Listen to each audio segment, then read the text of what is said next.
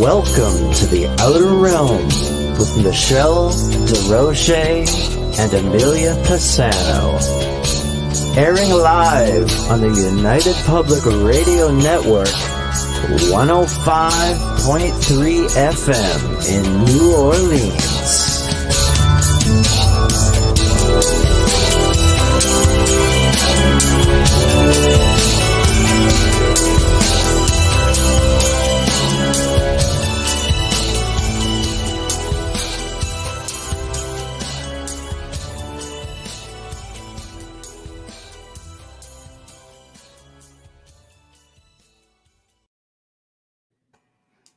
Welcome to the Outer Realm, everybody. It is our Wednesday night segment. We're broadcasting live on United Public Radio Network 105.3 FM from the beautiful city of New Orleans. We are fully sponsored by the amazing folks over at Folgers Coffee who have been on this journey with us since day one. Also, big thank you to Dr. Snick, aka Justin Snicker, the sonic surgeon, for his sponsorship of his music and his voice for our intro and our outro. You can find his music pretty much anywhere that good music can be found, so check him out. Tonight we will be welcoming back Ryan Musgrave Evans to the show, and tonight's going to be a little bit different. We're going to be talking about Spring-Heeled Jack, Dogman, Skinwalkers, other what he calls crypto-terrestrials, and why they're drawn to the locations that you find them. I guess the best example to use in this case would be Skinwalker Ranch. So tonight you'll be able to be on all our usual platforms. I am seeing we are on, let's start with Facebook, Joe Montaldo, UFO Undercover, Canada's Most Haunted Moi, Outer Realm with Amelia and myself. As you can see, Bubbles is back in the house. Yeah, she is. News on the flip side, UFO Paranormal, United Public Radio. Then we jump over to the Outer Realm YouTube page. So Michelle DeRoche at the Outer Realm, UFO Gods and Extraterrestrials, UFO Paranormal Radio. And I see the chat room is already filling up. Hello, Dolly. Hello, Wayne. Hello, Joshua. Adriana. Yeah, so we are definitely filling up. We're going to start the show before we get into the habitual, bio waiting for our guests.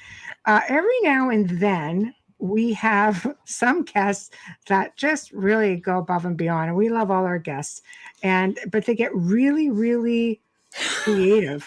And Hamilton White, who you guys have seen on with Carl Cookson from the Lost Relics of the Knights Templar, he's been doing his versions of Folgers commercials. So what we're going to do right now is we're going to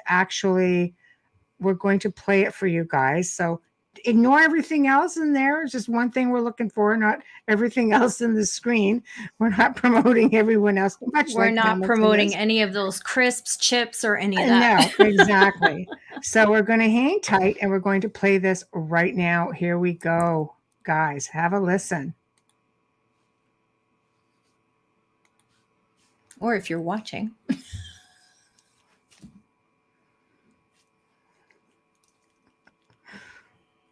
I can't hear anything.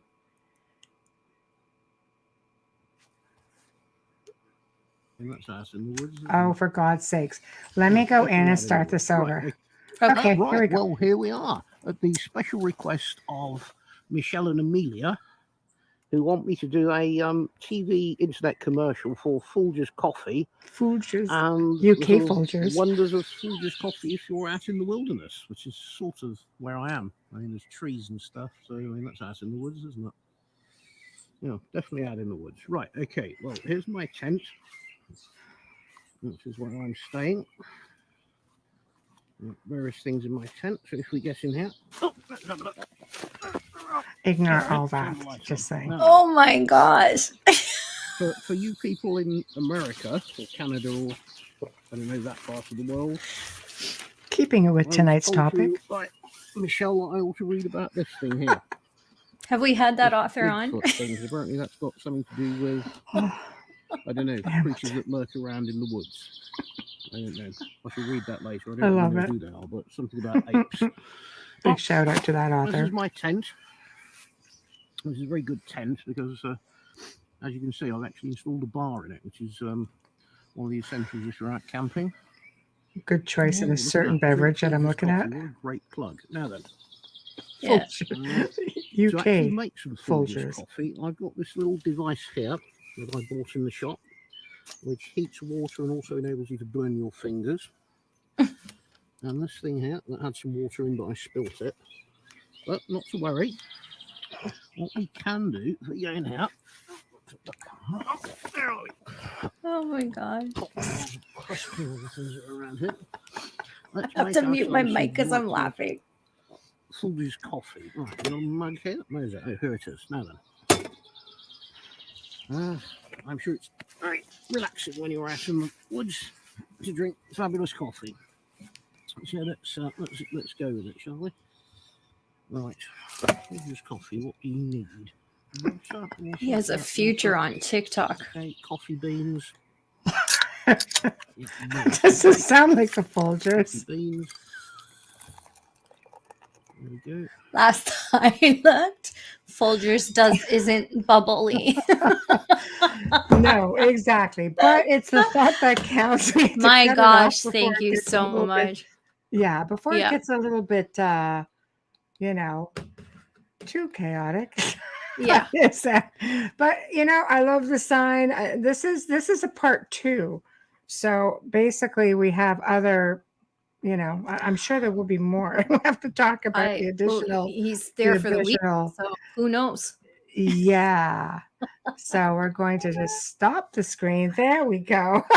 Now we're back to normal. Oh. I know. That was amazing. I love that. I know. Sorry, I It's need like- a haircut. You're so right. bad. We Hi, love it. Now we Dolly. definitely want Folgers coffee. We do. We want That's it. Folgers But- and non-carbonated. Non-carbonated. Linda, hello. I know.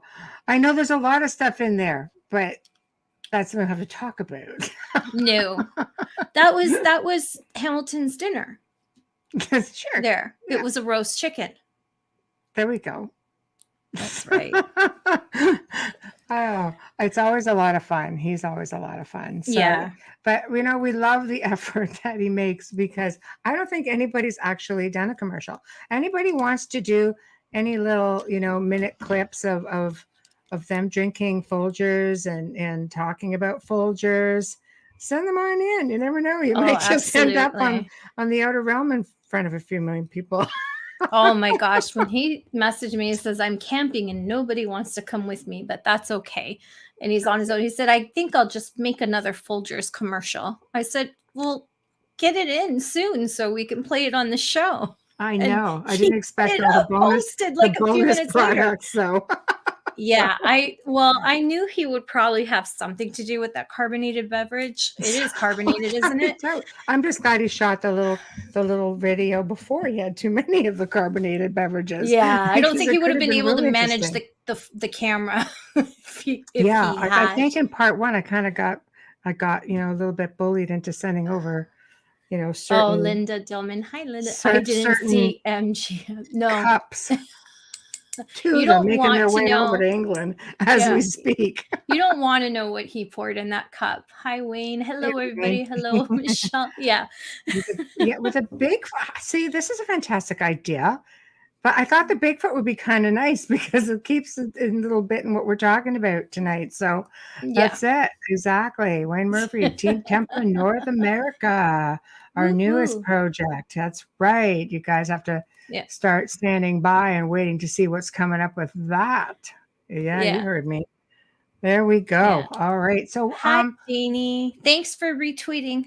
yeah. We're on Twitter. I know. We're not airing on it tonight though. No. Yeah. But I mean, we're both on Twitter and we share things. I just want to put it out there because I closed an account and at 15K like years ago because I have a hard time with Twitter as much as I love it. It's a full-time job. And I don't have the kind of time it takes in the dedication to stay in those circles, but I'm trying. So if you're listening and you have a Twitter, please come and follow us and we'll follow you back. And this way you can keep up with things during the week and that. But and I keep all the archives, like our best archives are up there, the ones I can access, but that's another story. But anyways, yeah, So I just thought I'd put it out there because I'm literally like at 70 something. I can't believe I closed that damn account. I should have just left it open.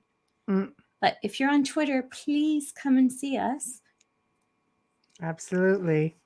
Okay, so we are waiting. Ryan will be coming in a few minutes if we want to go over his quick condensed I am. bio. Yes, it's yeah. I am going to just bring it up because I have it on my screen. And Ryan has been on our show before. He is an author who resides in Victoria, Australia, and he is also a teacher. And he has a Bachelor of Arts. He's got so many credits. There's so many to list tonight. There's just too many, but they're on our page, on our group page on Facebook.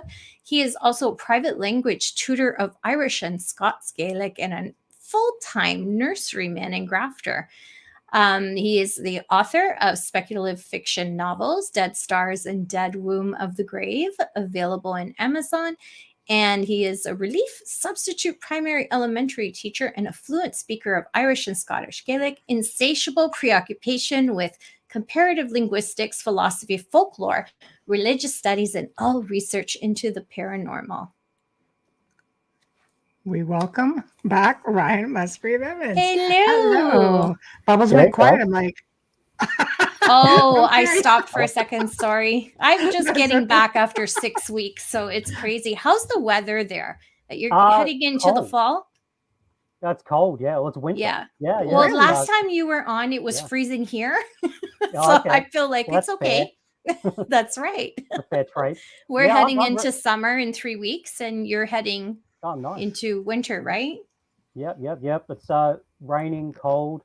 We have fairly moderate weather here in this part of Australia anyway. It never gets really, really hot and it never gets really, really cold. But at the moment, it's as cold as it gets, basically. Yeah. That's not bad. Wow. Yeah, I like the cold. Do you? Yeah, I like the fall. I like the fall a lot. That's my favorite time of year. You're always comfortable when you're outside. Nice. Yeah. Yeah, and I love autumn leaves.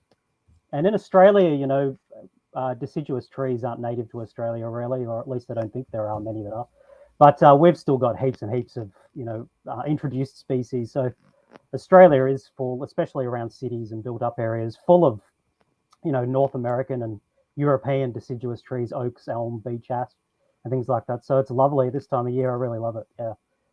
Very good. Well, we appreciate you taking the time to hang out with us. And thanks so much for having me back. Our pleasure.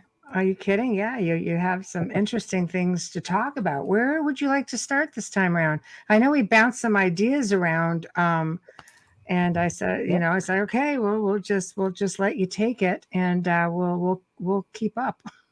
Cool. Thanks, Michelle. Sounds good. Okay, all right. Brace yourselves. Maybe I'll quickly just. I'll just quickly say who I am again, just in case people. Yes, please.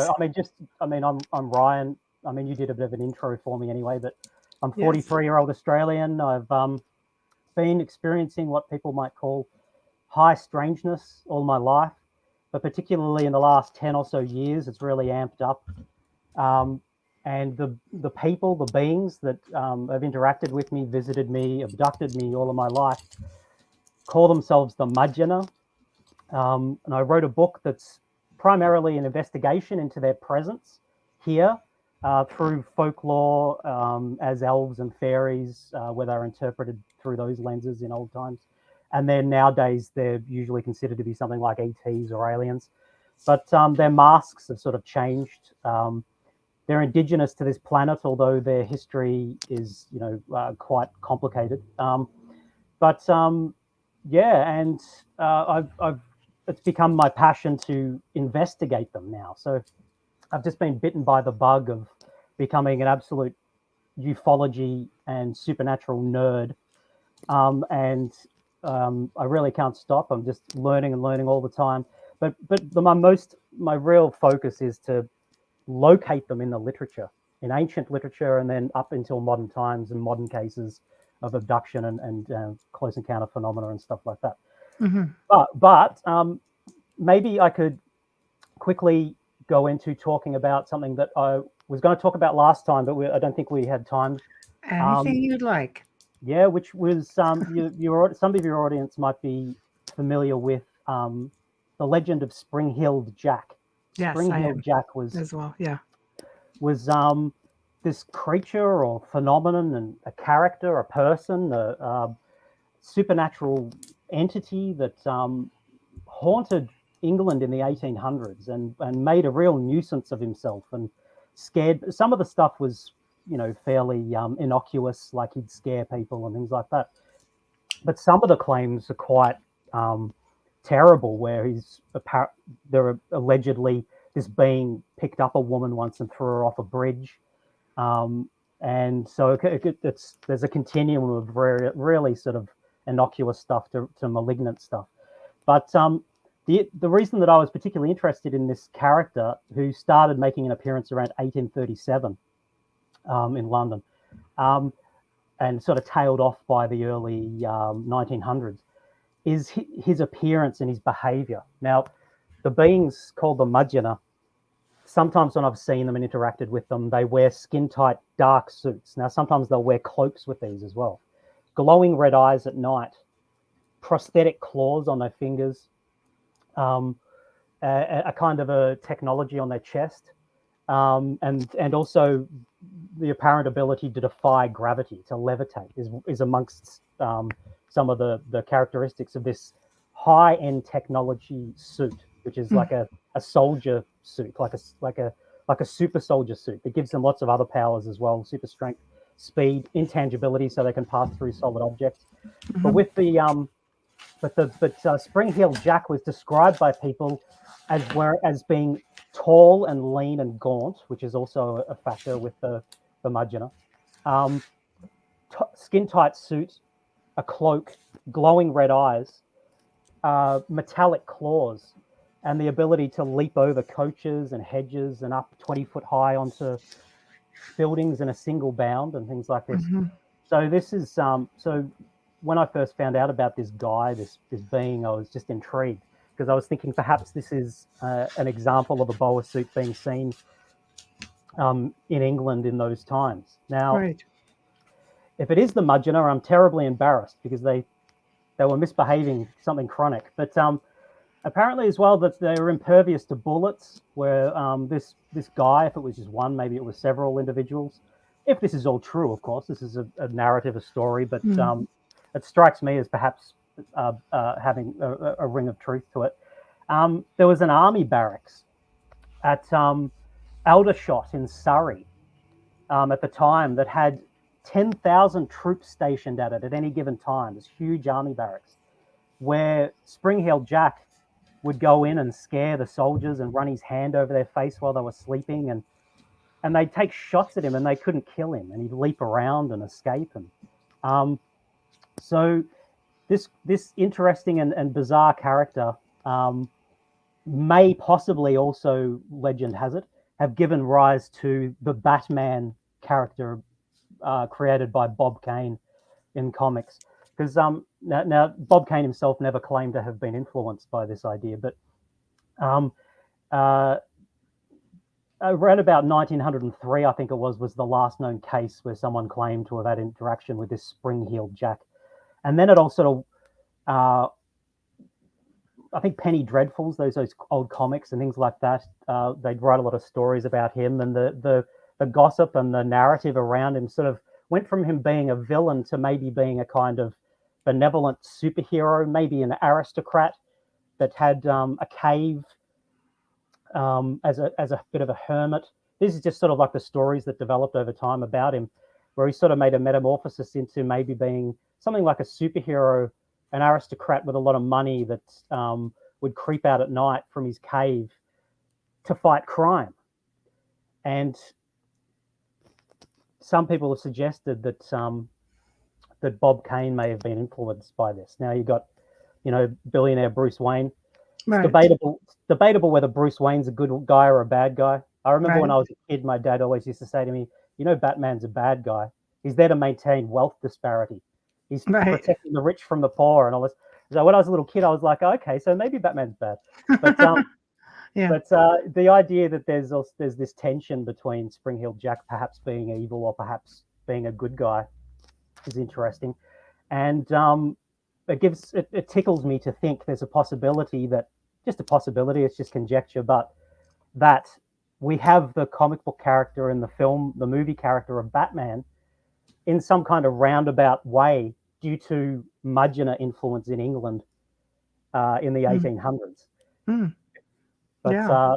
but there you go. So that's been fascinating me for a little bit. So I'll end that rant there, and we can continue to something else if you like. I love Batman, Linda. Yeah, we'll just put up comments every now and then. Especially when Bale played him. Like, I feel like there was never a character like that. I'm just saying. Yeah, I love Batman. His version. Yeah. Christian Bale's version. Christian Bale was for me, the ultimate and the epitome of all Batmans. And I can't watch the new movie. Sorry, Robert Pattinson. You're still Edward to me in Twilight. So I haven't seen that one yet. Yeah, I have no interest in it. Okay, cool. Yeah. Yeah. Well, he's been typecast as, I mean, people maybe can't watch Batman with that guy in it and not see him as that brooding, pouting vampire. So, right? Yeah. It's really tough, but yet he's done a lot of films where he's amazing, and you don't see that. He's a really great actor, but it took me a little bit of time to warm up to Ben Affleck, but the remake of Justice League, I don't know if you've seen it. It's very dark, film noir, very, very cinematic. If you get an opportunity to watch it. I know it's slow moving, but from the cinematic side, it is unbelievable and worth the time. I haven't seen that one yet. The Snyder Cut, it's called. Yeah, yes. I've really got to get around to watching so good, Ryan. Yeah, you're going to need 4 hours, and it goes slow the first couple hours, and then it flies. But it's unbelievably really well done. But you have to look at it in an art point of view. You can't perspective. You can't watch it and expect to see the Justice League like you did. But it's almost like they're showing you behind the scenes. But anyways, cool, yeah. Now that I took you off, let's go back. Cool. Sorry. The other Batman, the Justice League one, I didn't really enjoy that, so that'd be nice to see a version. This one, then you'll really enjoy this one because it gives a perspective from outside of everything, and it's dark. I love it. Yeah, cool.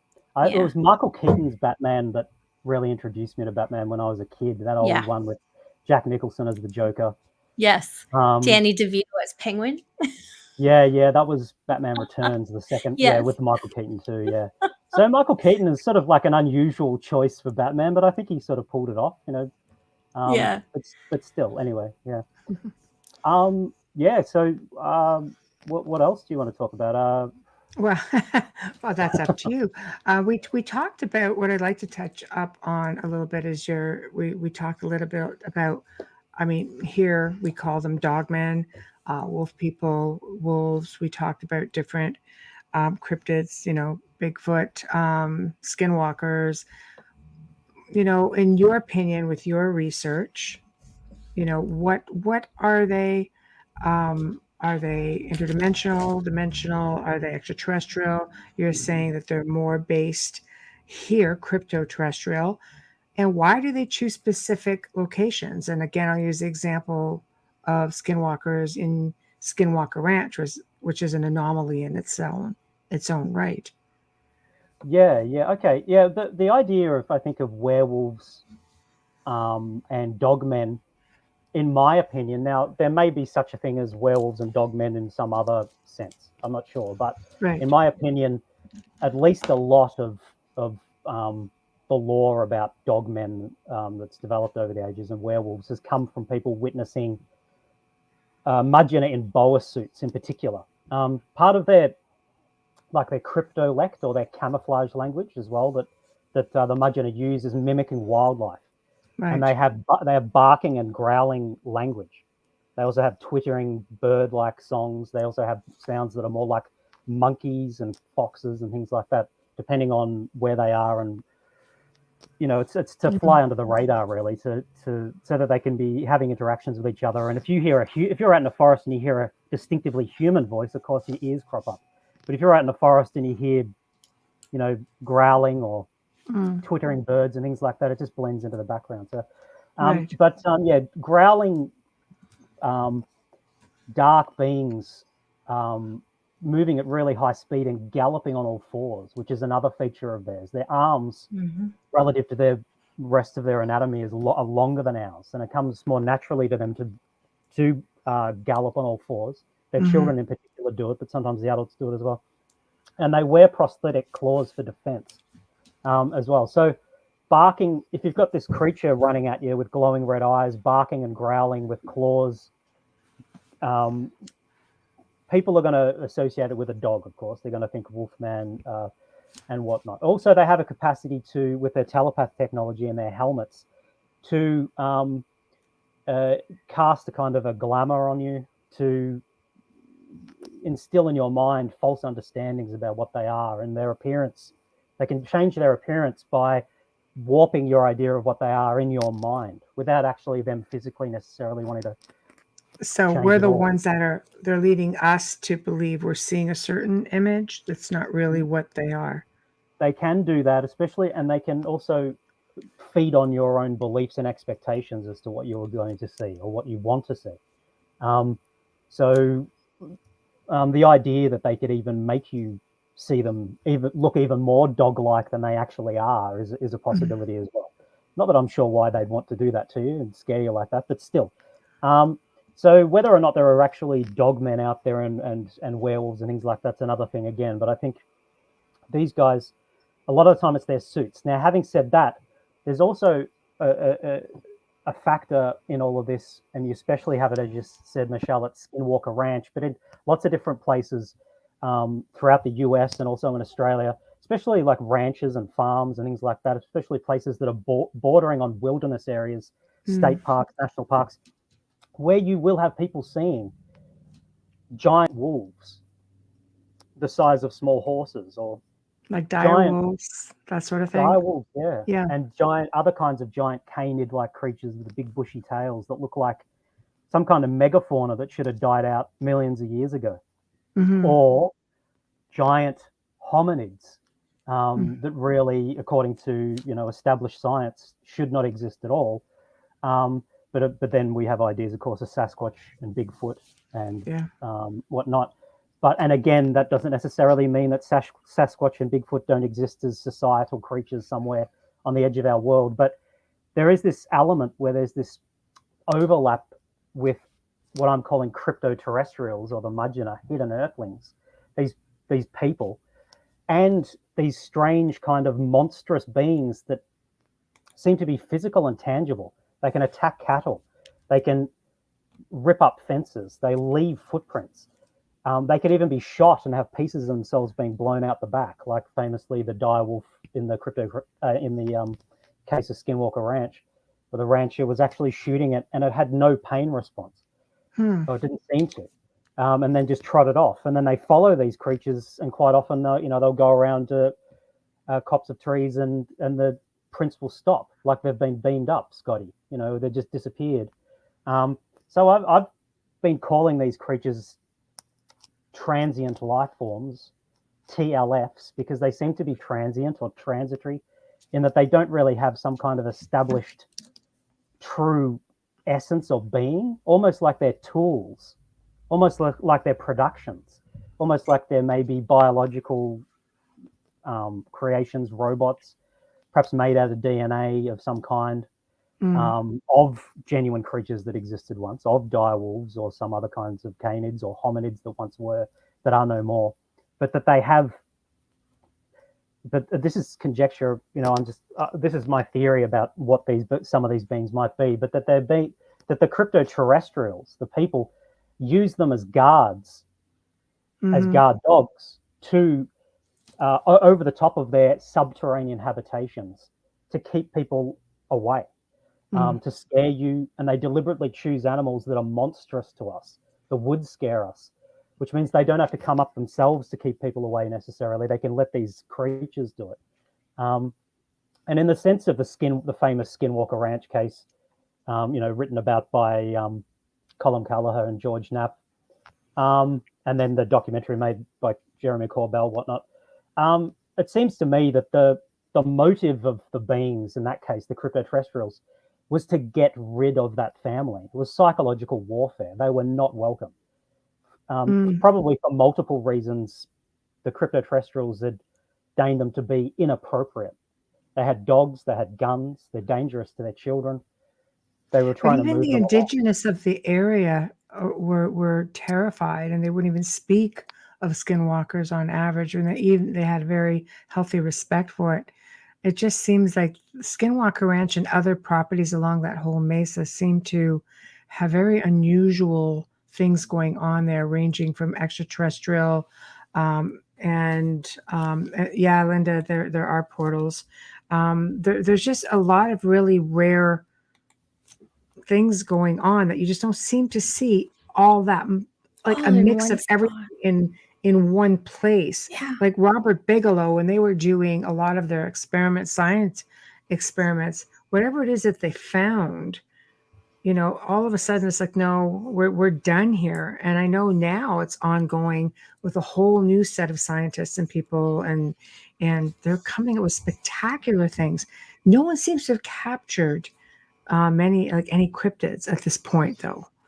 Like it's just very, very extraterrestrial based or UFO based, and anomalies with the property itself with high levels of EMF and magnetics and things like that. So, are you dealing with, so if you're dealing with like what's a skinwalker? I mean, if there are portals there, because there's high levels of paranormal activity as well, is it, are they just coming in and out? Are they based here? Are they based elsewhere? Like, what's your thought on that? With Skinwalker Ranch, definitely there is a habitation under there of crypto-terrestrials. Mudgina probably, and then there's another kind called Sabetina, which are small, dark, brown beings with claws that have big dark eyes, but more normally you'll see them with a helmet on that has pointy ears. Wow.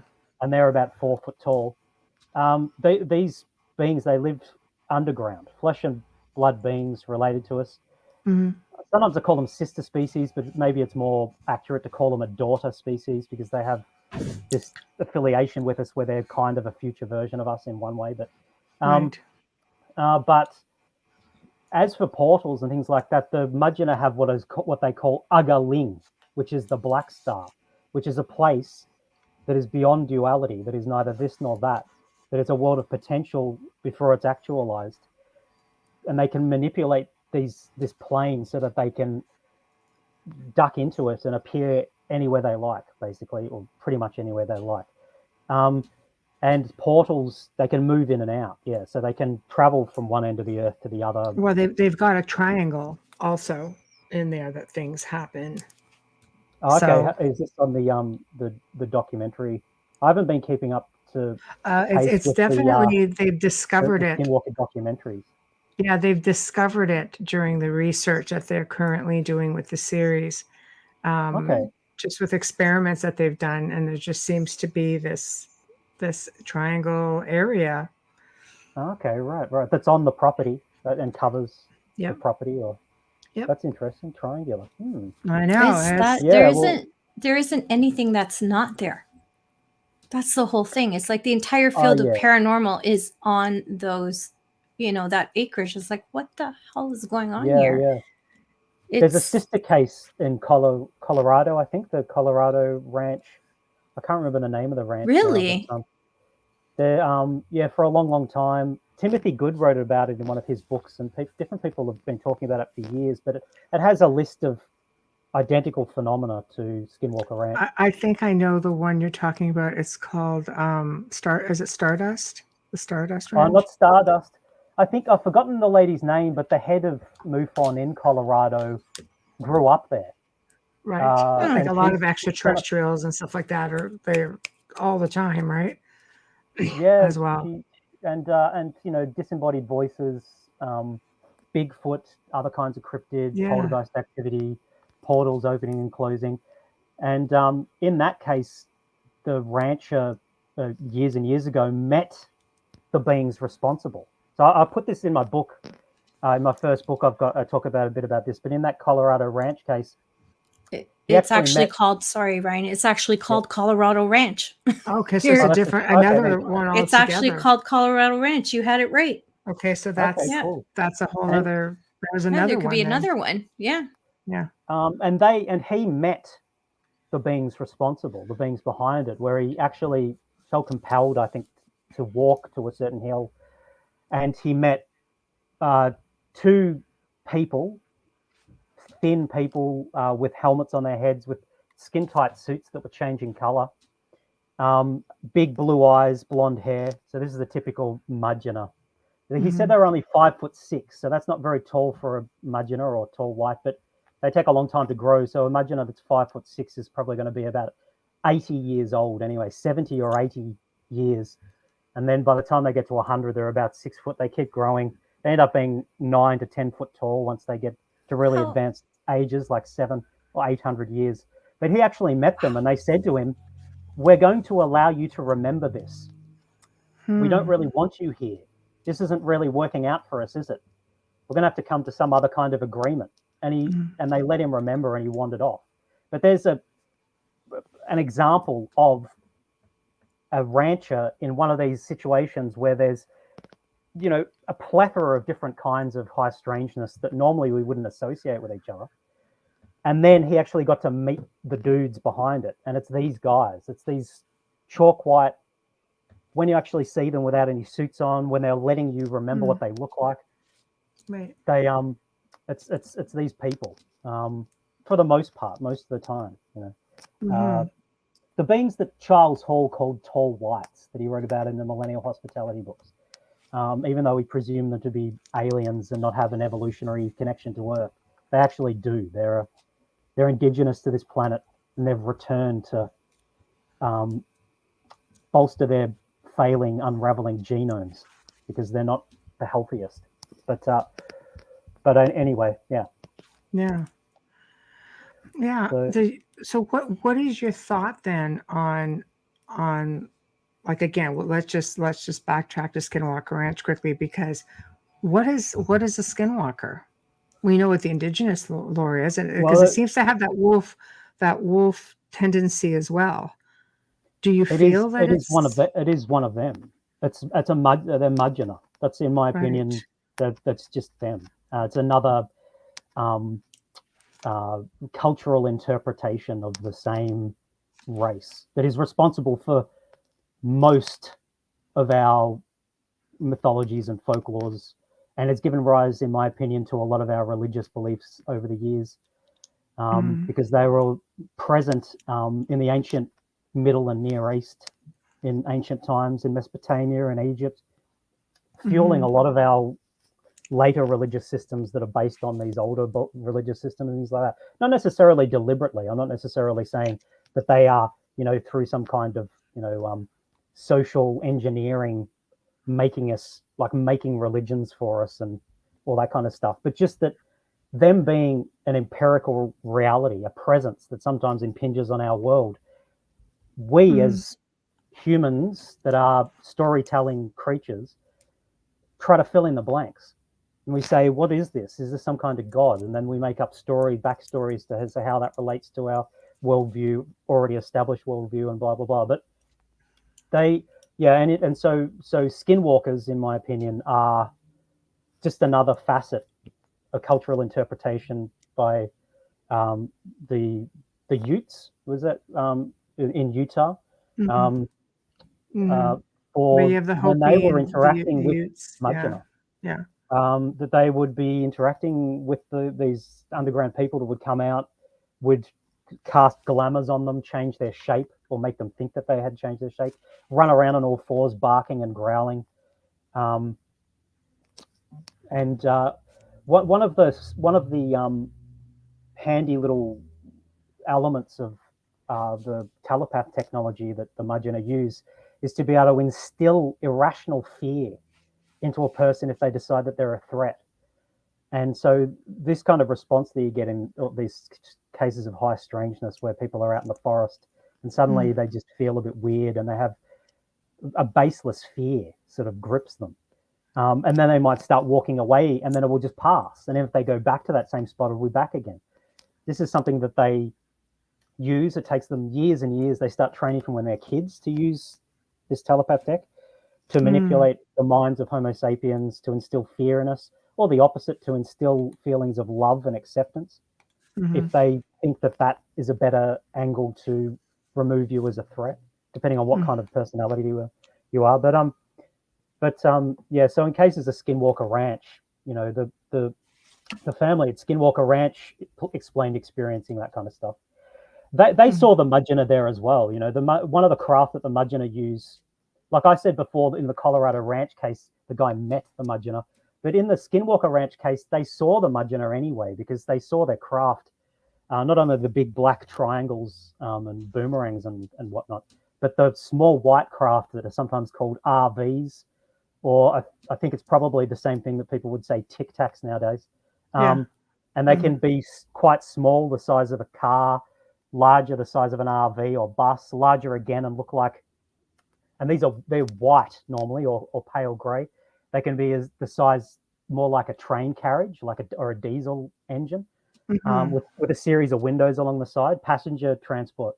But at Skinwalker Ranch, they saw these things floating around the property and tried to give chase, and they'd lift up and go over hedges and things like that. And the wife actually saw one parked out in the field, and the door was open, the light was on inside, and a guy walked out, and he was a giant dressed in tight black outfit with a visor, which is something that the Mudgeonor sometimes wear. And in my book I show that there's another case where the tall, fair beings with blue eyes apparently have been seen wearing these visors as well. But and in that case, in the Skinwalker Ranch case, they left huge footprints. So the next day, when the husband and wife went to check where the craft had been seen, these giant footprints, dirty big feet, which of course someone that's 8 foot tall is going to have, you know. Yeah, it's definitely, the Skinwalker Ranch case is definitely them, Cryto-Terrestrials, the Mudgeonor.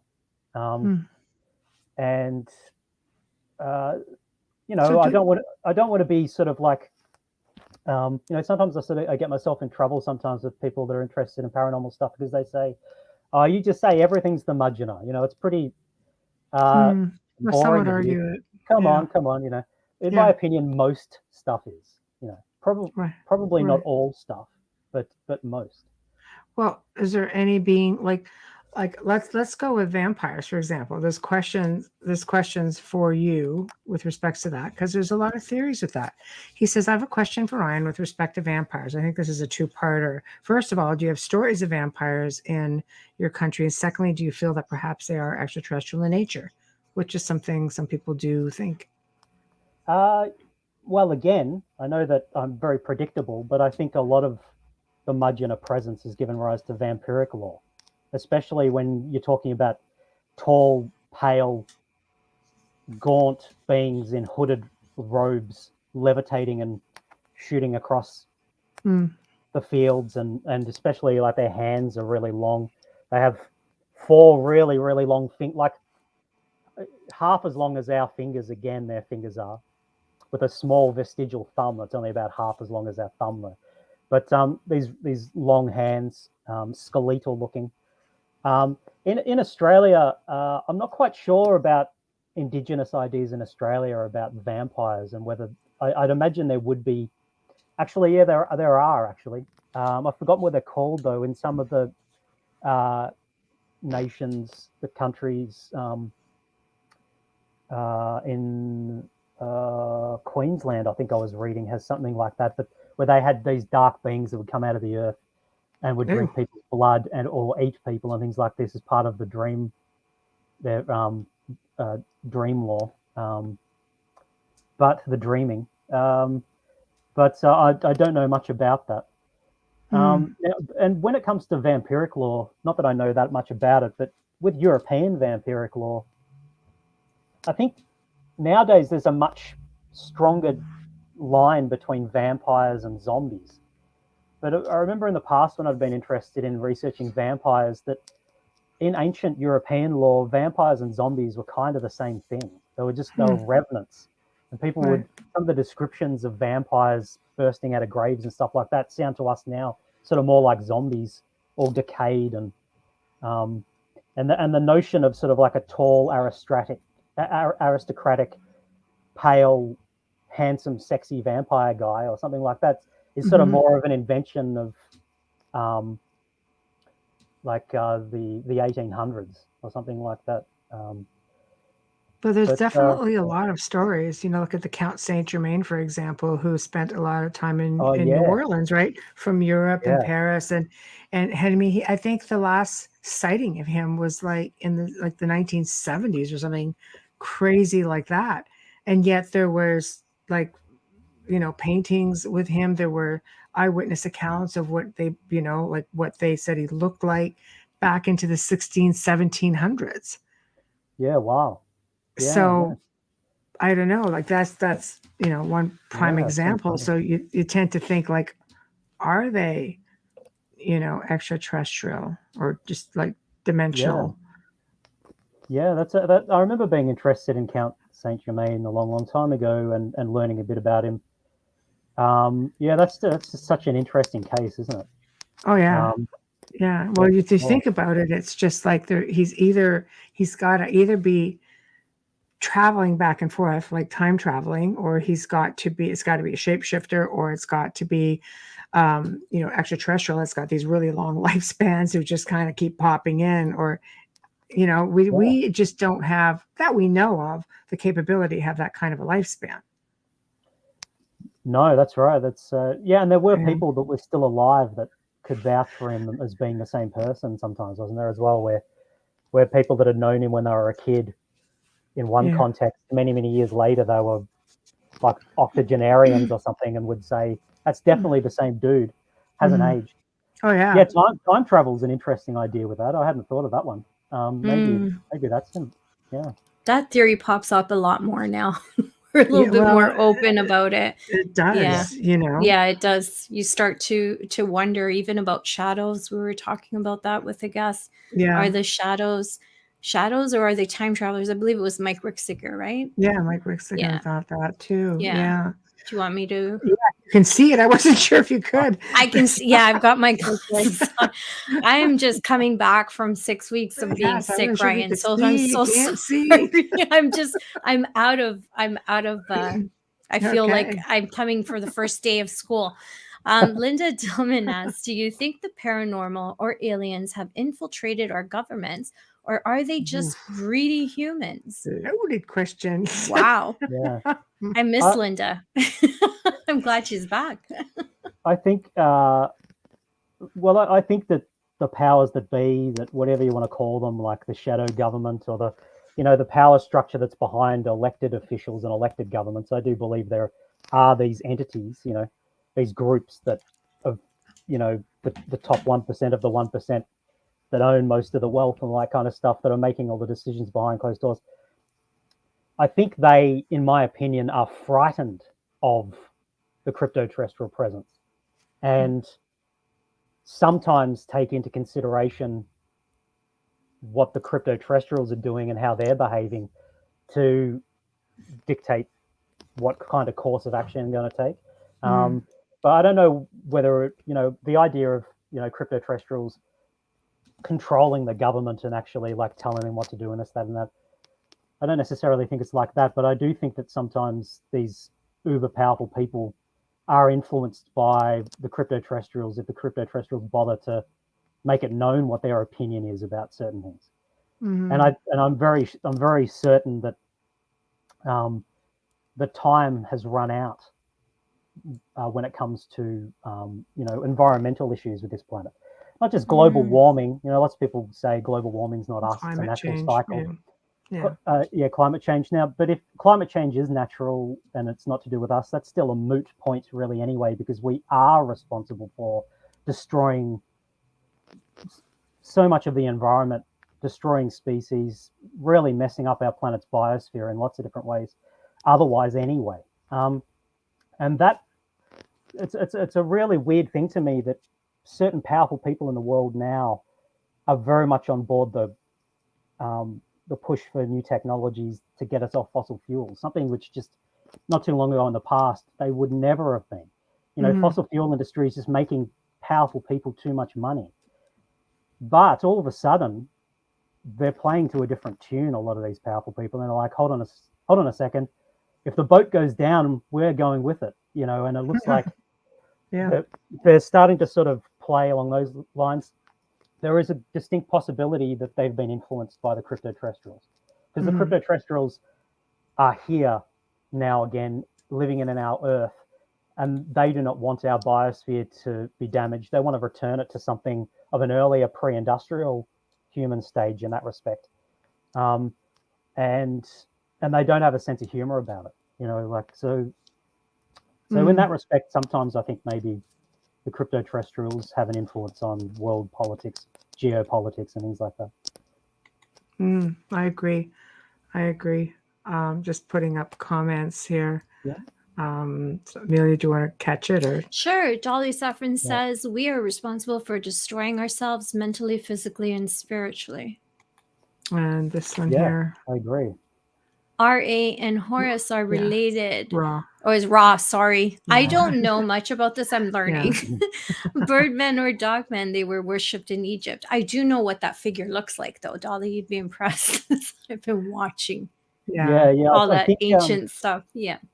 I think some of the old religious systems from the Middle East and from ancient Egypt and stuff were inspired by the crypto-terrestrials. But to what extent, I'm not sure. You know, but it's like anything. Everything is the ancients revered. You know, even different figures like that we have been taught now are evil and don't acknowledge, and you know, we've been given a whole other set of values to live by. But they also didn't have a government then. Just saying. Tamara says the descriptions, the descriptions of crypto-terrestrials sounds very much like the descriptions of the jinn, as they can appear to be dogs, shadows, different elements. Yeah, they're tricksters.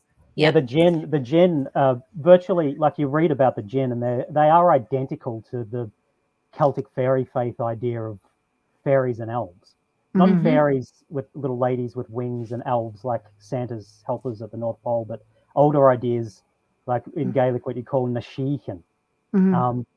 That they're almost identical. The Arabic ideas about what jinn are and the Gaelic ideas about what fairies and elves were. And yes, I am very, very sure that the jinn are the crypto-terrestrials. That this is the same idea.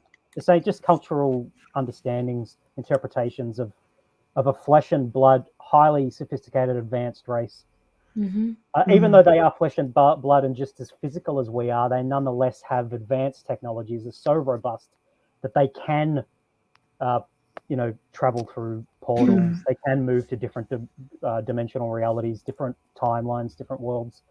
But they are able to do this by way of nuts and bolts technologies, which sort of sounds like a contradiction, but these ideas of physical and spiritual, or material and non-material, that those dichotomies really start to break down when you've got a group of people that have a sophistication that's just so advanced that it's difficult for us to cognize, to conceptualize. You know?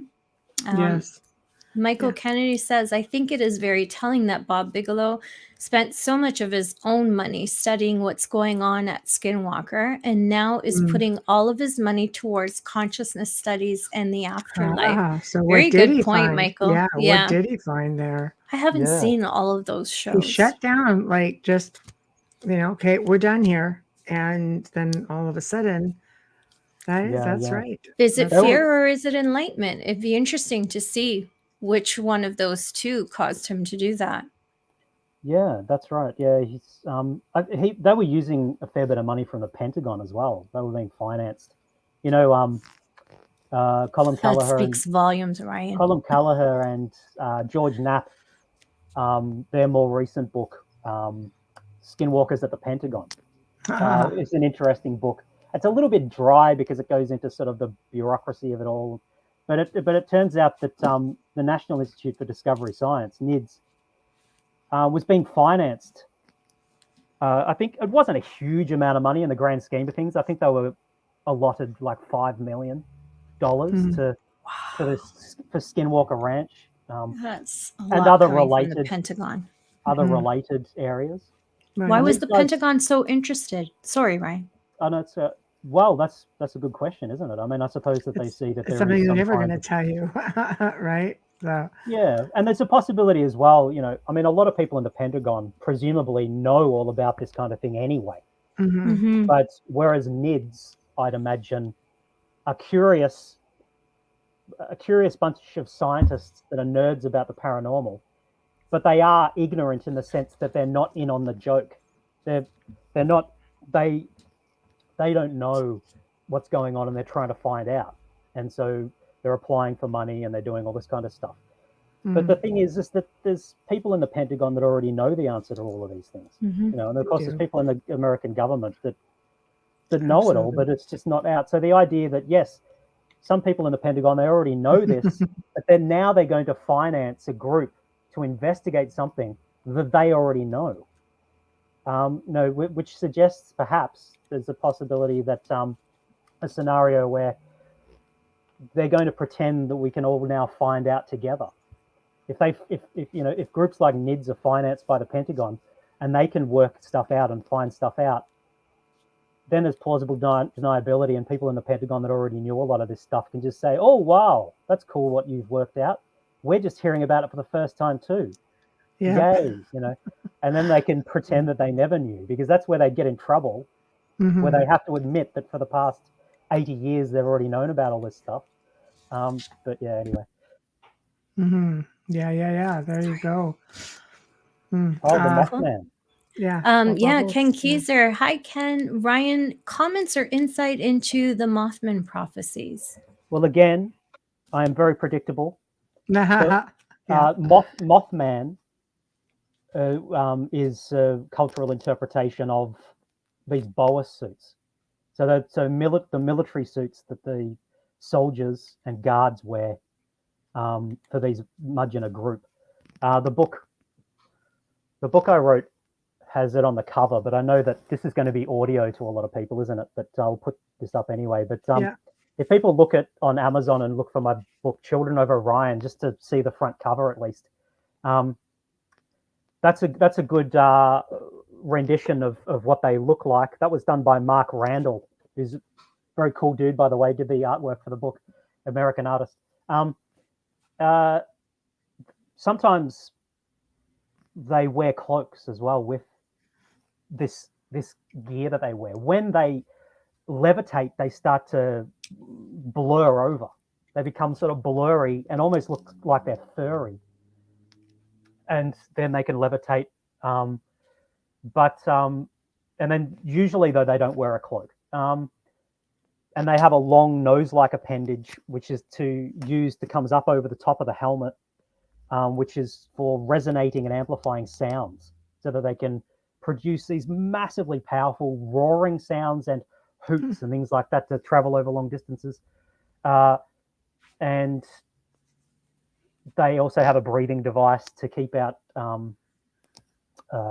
They can breathe our atmosphere, but the breathing device is for allergens, for dust and mites and pollen and things like that. They can be, in constitution, they can be quite sickly. They take a long time to heal. They are allergic to a lot of things that we aren't allergic to, or most of us aren't. But when you see them, and I have seen them a few times, it's Mothman basically, but it's a suit. Highly sophisticated technologies. They can become invisible in them, can pass through solid walls. So at least a lot of the John Keel stuff was related to the Cryto-Terrestrials, but I have a feeling that there's other elements in the Mothman prophecies that's non-Cryto-Terrestrial.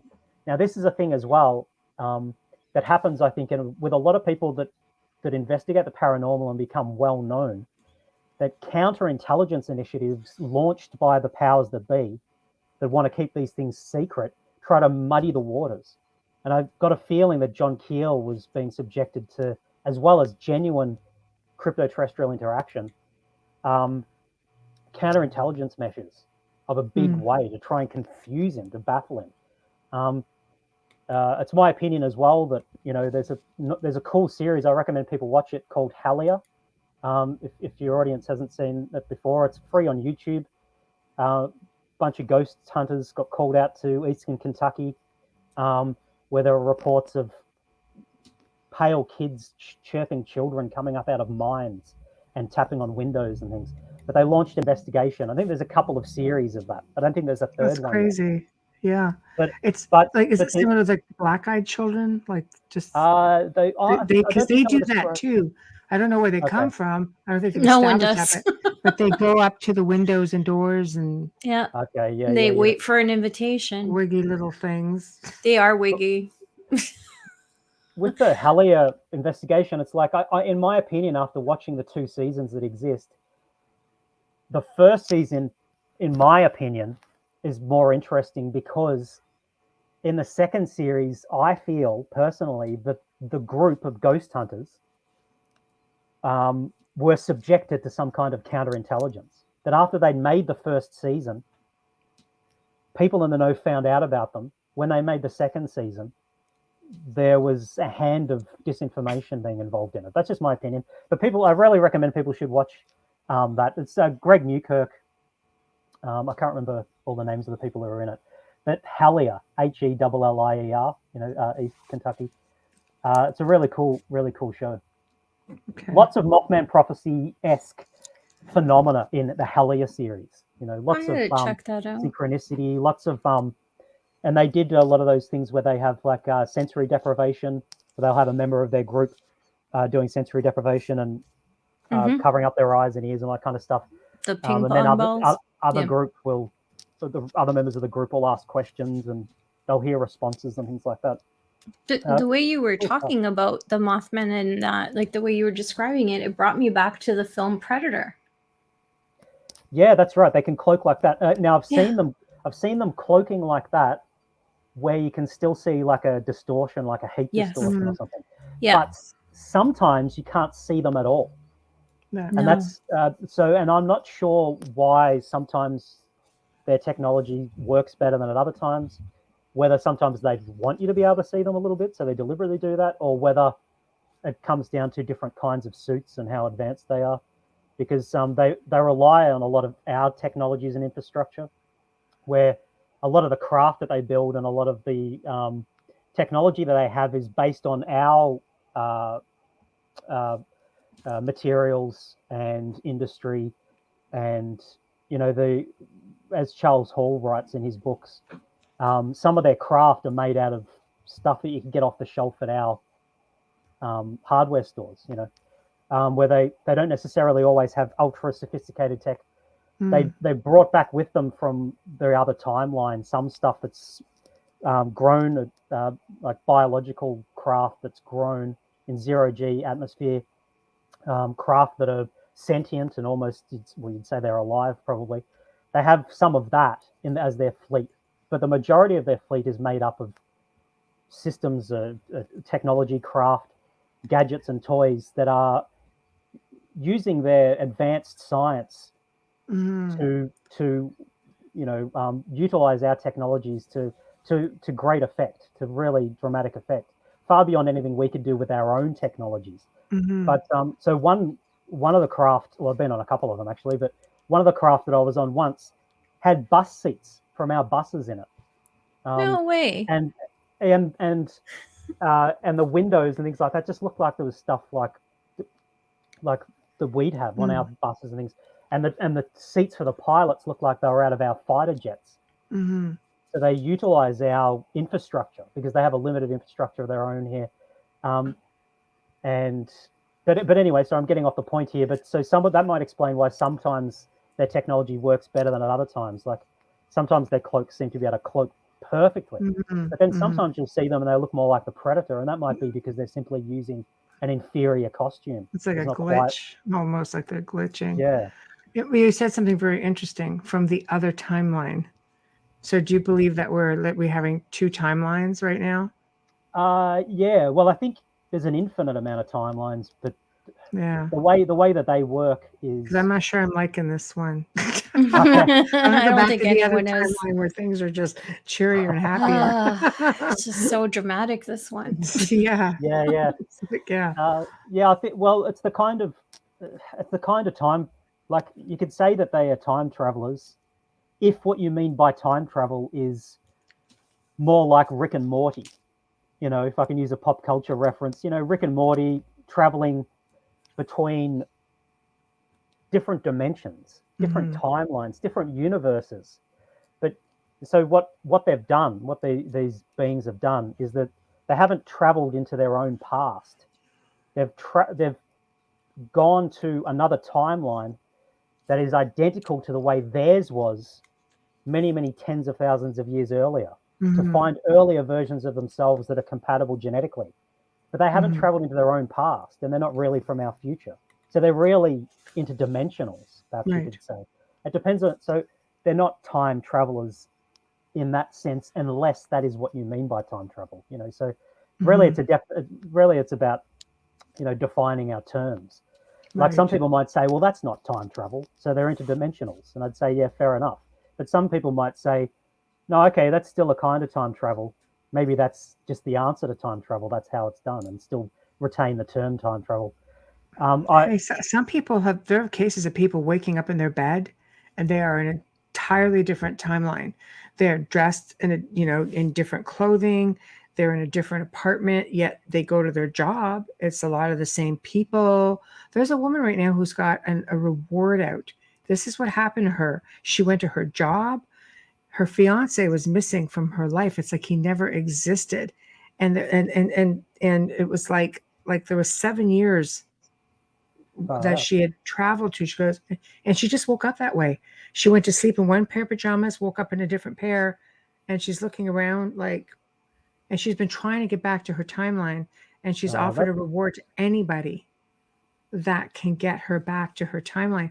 And that's sad. What do you travel? You're sleeping? Like, what's that about? That sounds like a nightmare scenario. Imagine if that had happened to you. Sounds like an episode of Supernatural. Right? Yeah. Yeah. But when they go through the hotel. Yeah. This happens. There are other reports of people who walk out their front door, walk to the backyard, come in the back door, and they're an entirely different. They're like, wait a minute, where am I? That's scary. Oh my gosh, that is scarier than being on a craft. This is the kind of things that are happening. So are you just walking? It's like I say, we have all these different dimensions and levels in one space, but it's like listening to a radio station. You can only listen to one at a time, you know, unless some of us, we hear all this different clutter. I call it clutter, voices, sounds, things like that, frequencies. But can you imagine you're living it? You just walk out of one room, walk into another one, and what the hell just happened? That'd be scary stuff. Sure. You'd very quickly lose any stability, mental stability. I think if you weren't sure, you walk out your bathroom door, and then you're in Egypt or something. It's incredible stuff. Yeah, they're really spooky kinds of stories from people like that. You also hear about sometimes people just appearing, you know, like bathrooms being empty, definitely empty, and then people walking out of them, and they just slip through and time slips. I don't know. Yeah, I don't know. It's bizarre but interesting. Oh yeah, I'll put this one back up. Hold on. There we go. Although, do you want to get that one? Yes, thank you. Dolly says, all time is relative. You are in this third dimensional timeline. Outside third dimension, no timeline exists. And then? Right. Gravity halts your perception of time as it is. Wow. Like I was saying before, that's cool, Dolly. Like I was saying before, the Mudgeonah have an idea. Well, they utilize it as well, so it's not just an idea. So you could say, you know, if it works and it's practical, maybe they're right. Which is, it's not just a philosophy, you know, where they have what they call Agaling. Now, I think, which is what translates into English as black star or black sun. The land of the black sun to them is a place where nothing and everything is true. There's neither this nor that. Everything is potential. It's like Ceridwen's cauldron. It's not the actualized world. It is the world. It's the soup of creation. It's neither here nor there. Something comparable to it might be for Star Trek nerds. You know, in Star Trek Generations, the movie that had Kirk and Picard both in it together, and there's this ribbon. There's this weird phenomenon that's called the ribbon, which sort of binds, is sort of between worlds. And if you go into it, you can come back out of it again at any time or any place.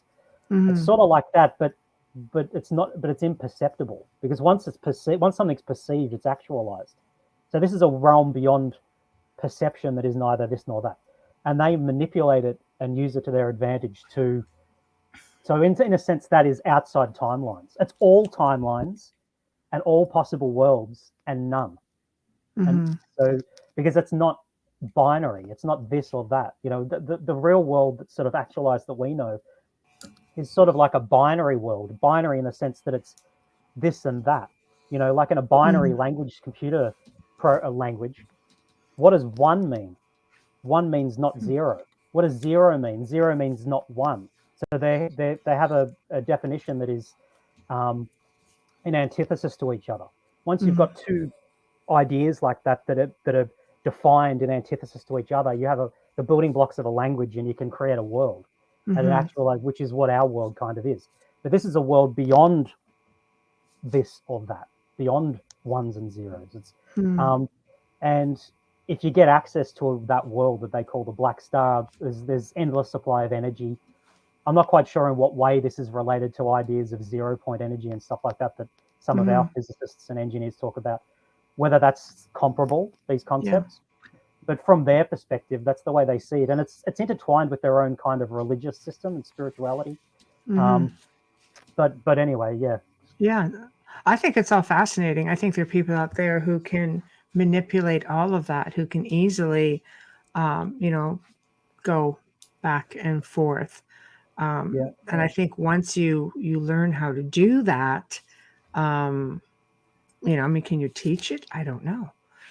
Some people tell you it's like jumping time, right? Jump rooms, things like that. And Imaginer used technology, like they use technology to achieve these kinds of things. I mean, I would not know how. Like, this is layman stuff for me. I would have no idea how all this works. But just the concepts they've talked about and shown me, in a vague kind of way of images and abstractions and things like that. But yeah. So they're not just doing it with the power of their mind. Well, they are, but it's augmented by sophisticated science. Yeah. Hold on, we're going. Okay, more Dolly. You can learn it. Yeah. In your own use of innate abilities. Yeah. I do. Yeah. I mean, I think we only use a very small fraction of our brains. I think we have the capabilities of doing a lot, and we've just been purposely kept subdued, because you can't really subdue super gifted people that can tap into things, or that can travel or do things, that easily. I think this is what some of these government agencies are trying to tap into themselves through gifted people, getting into all these MyLab abductions and things like that. That's scary. Very scary. Bingo, thank you, Jake's bow. Dolly. I want to just backtrack a little bit to a question that we had. Tamara, yes. What do you think of the flying humanoids of Mexico and South America? Excuse me. Sorry to say that I'm ignorant about that kind of thing. I've heard mention of it, but I've never investigated any of that. So, do you guys know? Neither have I. No? Yeah, well, there's actually a lot of videos that are coming out, and one that I find has been really interesting. And I know, Tamara, this is probably something totally different, but have you guys ever seen a video clip on YouTube? And it looks like it is a witch on a freaking broomstick. Do you know we had one up here in Milton? One of those? No. Yeah, and they're spotted all over the world. Yes, and it looks like a hag, like a witch. That's what I thought it was. Broom. And people are just like, what is this? And they zoom in, and she travels like this. Yeah, they can't explain it. Steady. No, they've tried to take it apart on software and computer, and they can't. And it's an original image, but they don't know if somebody's up there propelled on something. Yeah. They don't really know. It doesn't look propelled. I mean, unless you can propel a dang broom. But her garment is hanging over. That's what it is. A humanoids of Mexico. Okay, thanks, Tamara. We had one in Milton, Tamara. That's There was a crazy. sighting in Okay, cool, freaking cool. Mildred. That's too close to home. I like it. Is it a drone or a crone? I don't know. I don't know, but I do know that they scientifically tried to tear it apart and they couldn't. It was not played with. It was not tampered with in any way. So I would it's just one try of to catch those the video, anomalies Ryan. that we'll never really Yeah. know. But the people of that town of Mexico believe that it was some sort of hag. That's Yeah, what they it's- believe. When it's they're kind of- speaking, that's what they're saying. It's kind I of want to like- believe. If it's true, that is so cool. You Google that little clip, Ryan. No, Like just go on, you'll you be know, looking at it going, one of what the places the we're streaming hell? on that just, Yeah. you know, seem to get really annoyed with stuff. But see, this is okay. Well, this is what Dolly says. Okay. 7D hologram. Really? That heck? I don't know. She looked real to me. Yeah. Of all the holograms you could have, and that's the one you would choose. That's not the one I would Yeah. pick. Yeah. Like a test image. It's Yeah. like these glitches in the Matrix that you see, where you'll see like a plane for a quick moment or a bird stop in dead air. Do we just stop? Yeah, Have you yeah. seen those? Yeah, I have, I think. Yeah. What's your That's, take on that? I don't know. Glitch in the Matrix? Yeah, I suppose. Well, something going on there, isn't there? Yeah, bit of a Wow. glitch. The program's breaking down somewhere. Bit of bad code in the program. Yeah. Yes, yeah. It makes you wonder when you see things like that. You're just sort of like, Wow. are we in a dang Matrix? Seriously. Well, how does it Because- come to a dead stop? That's Right. some wicked Bit of glass. technology, right? Tamara says there is a police officer report from Mexico, an interview on YouTube. Look it up. Yes. There's little Okay. kids Yeah. too speaking because I understand Spanish. So when I'm listening to them, I'm laughing because the captions don't quite follow the speaking, right. which is Right. very common on YouTube anyways. Dolly says they are placing tech on ground to use against y'all. I love You're that. one of those y'alls. Where you on? Y'all. I love that. I know, love that. her. That's love one her. thing I loved was the southern drawl when I was in Carolinas. Right. Linda Dillman says, well, when you think about it, we have the ability to fly, but we have to know with our whole being, if we have a spark of doubt, then we can't fly. It's I true. don't know. I There jumped have- off my parents' roof when I was little, and There's another clip of a guy walking through a forest with his Yeah. dog. Yes, and and- there's a little girl in the Yeah. middle of the Oh, forest. yeah. yeah, I've seen She's- that. And the mother's looking at her like this, and this girl is just doing this. They realize they're being watched. Yeah, Down she and you goes. could clearly see What? them Oh, yeah. panic. And they You run could away, clearly don't see they? them Yeah, that's panic. right. Yeah, Yeah, they they're like, do. and they're gone. They're gone. They don't really run. They kind of just. Yeah. I know. It's like because there's a little bend in that park that they're in, and she was up there like a freaking balloon. I know. You think that Yeah, there's one of those Yeah. like those big fans underneath her, just Yeah. you know. Yes, like skydiving. yes. So I don't know. I have been levitated, so not under my own power. Not from, Right. not What did that superpower feel or like? Believing. That'd be like a superpower, right? Really cool. So there's a few times that it's happened. So once I got levitated up over the house and into a craft. Right. The next morning, our TV antenna was all twisted around where the craft had been. Another time, kidding. levitated down from a craft, upside down, straight through the roof of our kitchen, like the roof wasn't there, like I'd Mhm. become intangible in Mhm. some way. And two of the mudgeoners were in the kitchen waiting for me, looking up. See, just like the fourth kind. I'm just saying. And then, and then another time, I came back inside, and I'd been associating with people. People had been there, but I felt my memory start to pull away as the memories are sort of being wiped or manipulated. But I came into a house at night, and there were other people, there were mudgeoners with me, but then they started moving away, and I started to feel my mind cloud over slightly. But I thought I'll go and check on my daughter, and I checked on her in bed. She was quite young at the time. And I was checking on her in bed. I just started walking around the house and doing things I'd normally do, even though I'd just been taken back from some kind of abduction. But what caused the levitation was I was walking around the house, and then I looked at my feet, and I didn't have my work boots on that are black. I had my wife's that were brown.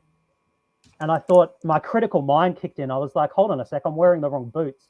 As soon as I thought that, I levitated, got turned onto my side, and they took me back. and put me back into bed, and I lay back down, and then I got up again and went to the bathroom in the morning, and I didn't have the boots on anymore. And in the morning when I looked, my wife's boots were neatly next to the door, and my boots were off underneath a couch, off underneath a sofa. So that I think what had happened is when they'd taken me, because they mesmerize you, manipulate your mind, and they could sort of put you into hypnosis. When I'd come outside to go with them in the dark, I put on the wrong boots because my boots were off under a couch. So it wasn't until my critical functioning started kicking in and I started thinking, hold on a sec, this is wrong. My boots are wrong. I shouldn't be up in the middle of the night. What is happening to me? They were like, oh, okay, that's enough. We'll just put him back to bed. He's starting to make trouble, But and then another time I got up in the middle of the night and I went out into the lounge room and I could hear something up over the house. And then I started levitating again. Yeah, so the levitation, and then there was another time where I'd been talking to a mudgeoner in our kitchen and then started to feel a cloudy, sort of nebulous feeling in my head. I knelt down, I crawled out of the kitchen, and then I started levitating again. So when they're taking me or returning me, there's this levitation done.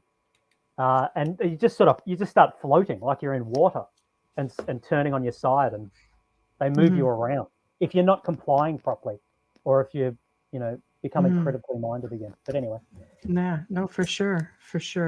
We have to do a quick station and sponsor ID. You like that subtle hint?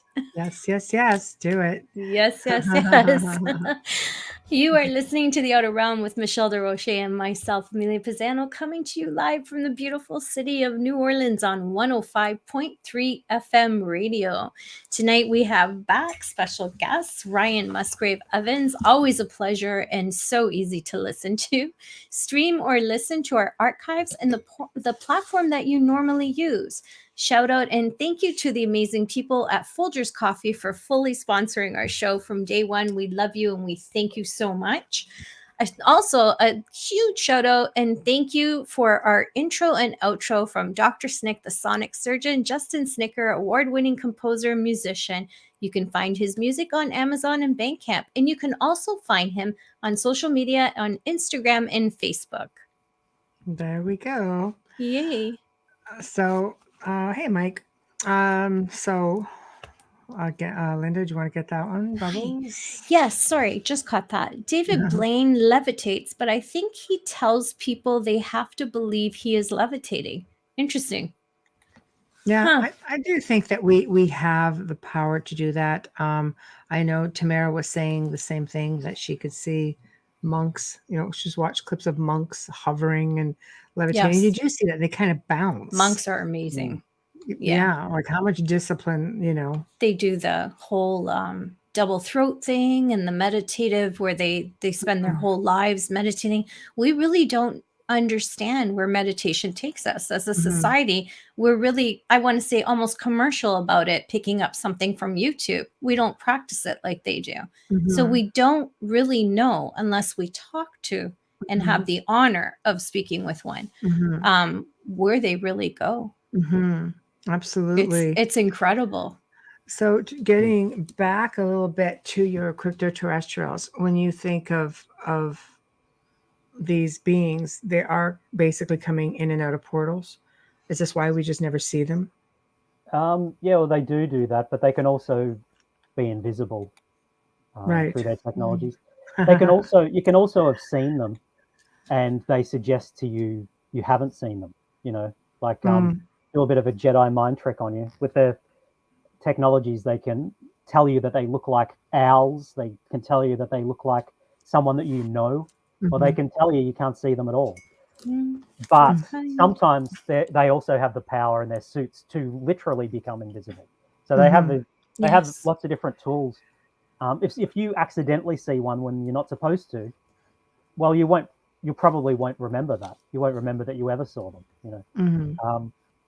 But and portals, they do use portals. Now they usually.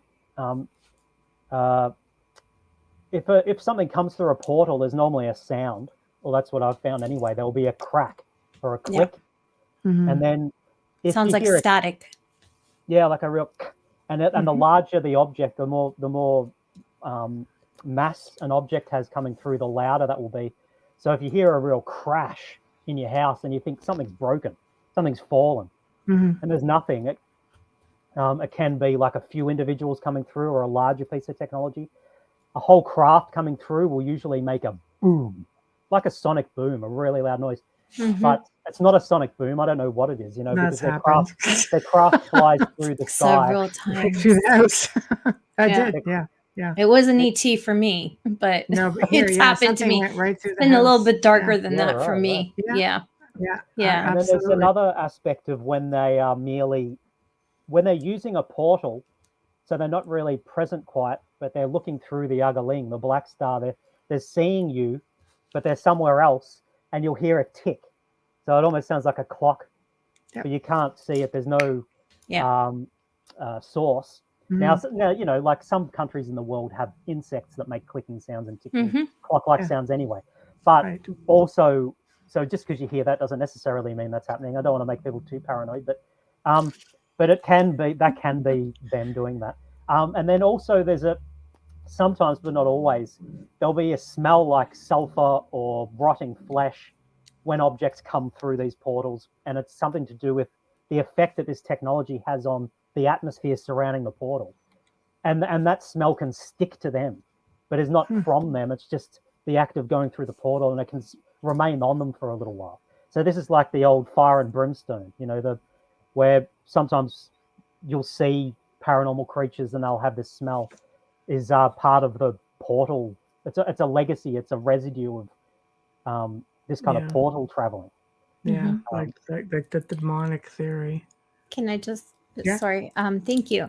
I wanted to ask you this question. It just popped into my head right now. Do you have any understanding as to why they've abducted you? Well, I don't really know. Like I've asked them this kind of stuff.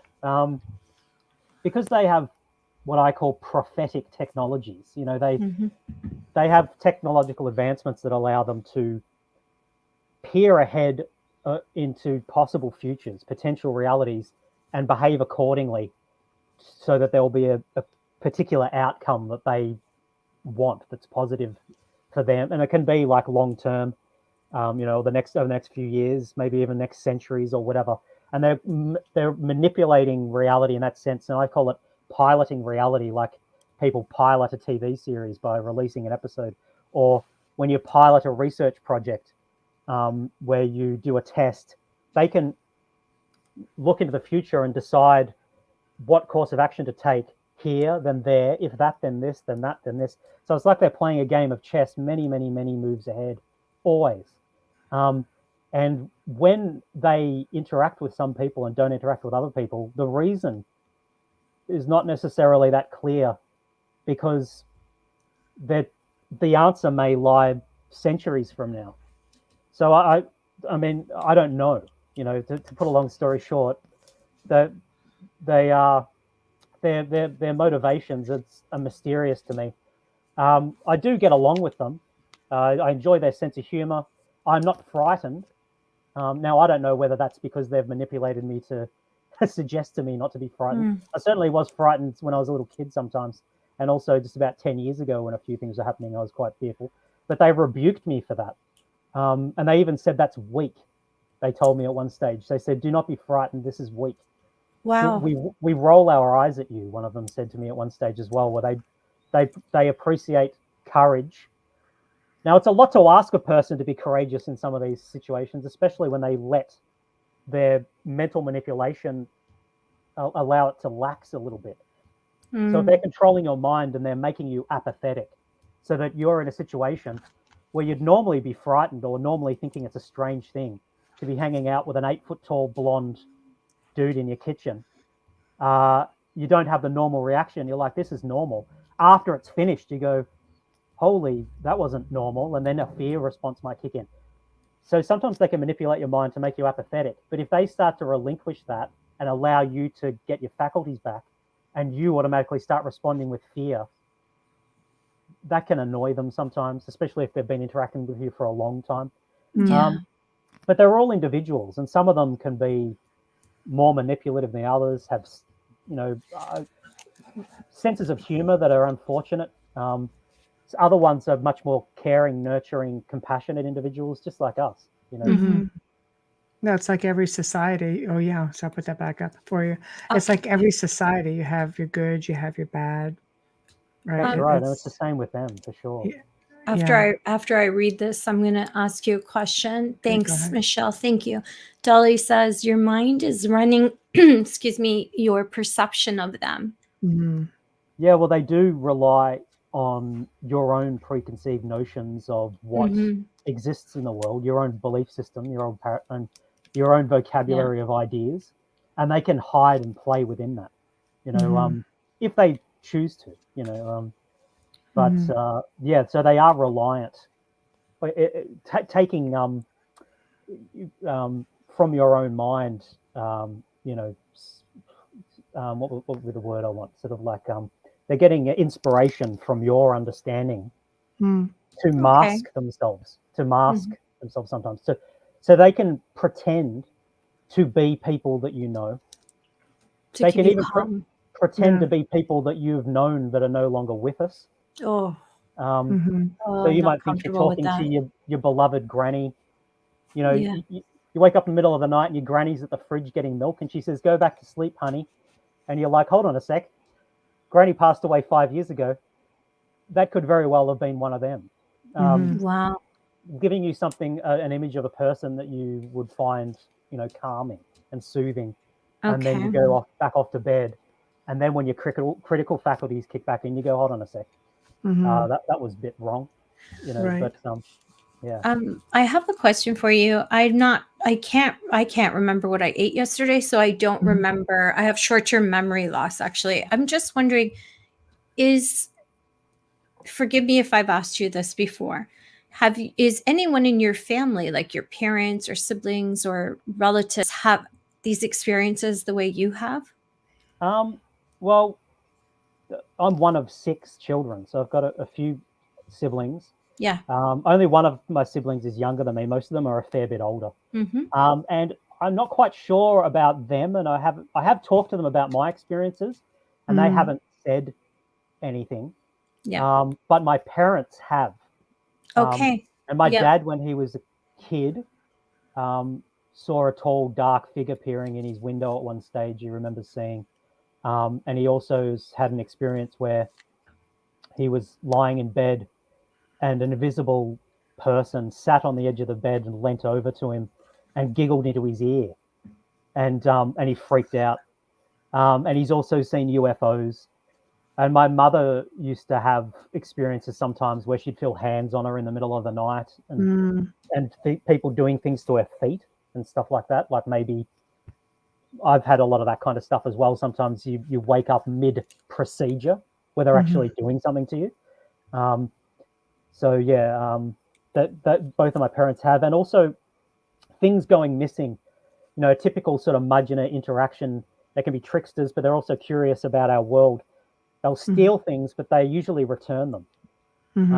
And so, That's you funny. know, books going missing. Some people heard call that. that like gremlin behavior. I've heard that. Yeah. Yes. Yes, gremlins Yes. do that.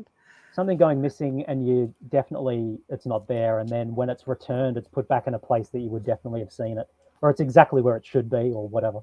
Or they put that your kind of clothes on thing. backwards when they bring you back. I haven't had that one, but Yeah. Question for you. Go ahead, Amelia. Thank you, Michelle. Dolly says, Ryan, how's your ESP ability? Are you wide awake conscious? Well, I don't know necessarily where I begin and they end, and vice versa. Where I have had a lot of ESP like ability over my life, but I'm not quite sure if it's them telling me stuff. You know, like for instance, I've been saved by something at certain stages. A couple of times, probably would have died, but I'm not quite sure sometimes if it's me having some kind of precognitive thing or it's assistance. Yeah, I don't know. I mean, I really don't know how to answer that. I would have thought when I was younger that yes, I would have definitely said yes to that. I would have said, yeah, I think I've got a bit of precognition. I get these sort of abstract or sometimes visual images in my mind just before things happen of the scene that's about to happen and things like that. Like a person that I'm about to see and then I do see them and all that kind of stuff. But nowadays, I'm less sure if that's got anything to do with me. Right. And maybe more to do with them guiding me, interacting with me, communicating, manipulating me. Sometimes, intrusive thoughts and things like that can sometimes be theirs. So yeah, I'm not sure. Dolly says, so it's time you develop your ability. And we have another question also. Yes, Okay. Linda Dillman says, so when someone is on a ghost hunt, the banging you hear is energy coming through a wall or something solid. I'd like to know who keeps knocking on my door at nighttime. That would require an investigation. Yeah. And I think when it comes to the Mudgeonah, they communicate with each other sometimes through knocking on trees, knocking on walls, where it's a kind of a code, so that they don't have to make a sound themselves. They can do this kind of thing sometimes, I think. But it's like projection, like just projecting energy. Like no, just physically knocking on things because they're right. there, Okay, physically. Does Bigfoot do that, or do they respond to it? I can't remember. Oh no, they'll tree tap. People do say that They'll Bigfoot tree tap.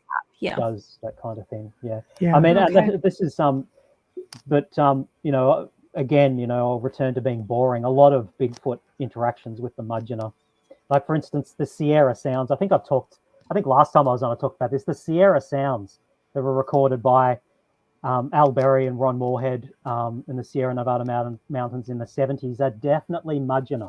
Definitely not Bigfoot. They're tall whites. I've heard them speak in that kind of guttural, it almost sounds like Japanese. That's their natural language. When they're speaking animal sounds, their camouflage languages, they can sound like what I was talking about earlier, dogs, birds, monkeys, and all this kind of stuff. Now, the Sierra Sounds is a mixture of their natural language and camouflage tongues, camouflage languages, like their own cryptolects. Their code. That's just a wonderful recording that was done. They're code mixing. You hear them switching between their natural language. Now, I've heard them speak their natural language and switch away from the animal sounds a bit. And yeah, it sounds just like that. It sounds just like that. If you didn't know, in fact, I thought it was Japanese. In the early days when I used to hear them talking, sometimes when they'd come and they'd be like shadow people moving around and you hear them talking in what I thought was Japanese. I was like, what the fuck? Well, sorry. It's okay. Don't worry about it. Don't worry about it. We have a delay on FM. Yeah. Okay. Yeah. Sorry. It's okay. One we're brain, okay. The second one we're about $25,000 US in, but one is good. Don't worry about it. Yeah. So yeah, that's just and then as I came to realize this was not Japanese, it was something else. Then when I stumbled across the Sierra Sounds, when I was watching the David Paulides documentary, The Hunted, and in that he interviews Ron Moorhead on site, and they're playing a bit of the Sierra Sounds. I was like, wow, that's definitely them. So, sometimes some paranormal phenomena that's associated with Sasquatch and is interpreted as being evidence for the existence of Sasquatch, right, is actually them. Which is not to say that Sasquatch doesn't necessarily exist, but just certain things that have been placed. Like normally, the Sierra Sounds is either thought of as being evidence for the existence of Bigfoot. So it's either fake, or if it's real, then Bigfoot's real. Well, no, it's the third one. It's real, and it's not Bigfoot. It's these dudes. So like, I mean, people are casting, footprints and everything when it comes to Bigfoot. Hair samples are finding. That's true as well. Yeah, they're getting more and more. Well, there's also behaviors like the nests that they make, and they do them in specific ways. Right. So yeah, so I don't know. Yeah. What do you make of that? It's like, Yeah, it's difficult to say, isn't it? And it's interesting that it just seems to be a universal thing as well. It's that so many different unconnected cultures have these creatures, these large hairy hominids in their folklore. yeah. It's quite impressive, you know. But then again, as well, some of them I think are probably some manifestations of beings that look like that might be these TLFs I was talking about that have more to do with the crypto-terrestrials using some kind of fake tool. In the Colorado ranch case that we were talking about before, not only did the rancher meet two fair beings with big eyes, but there was a cube on the ground. I left this out before. There was a cube on the ground, and while he's standing there talking to these two entities, a Bigfoot. This is in the his testimony anyway. A Bigfoot-like creature wandered out of the trees, went to pick up the cube, and then just fell on the ground, dead maybe or incapacitated anyway. Wow.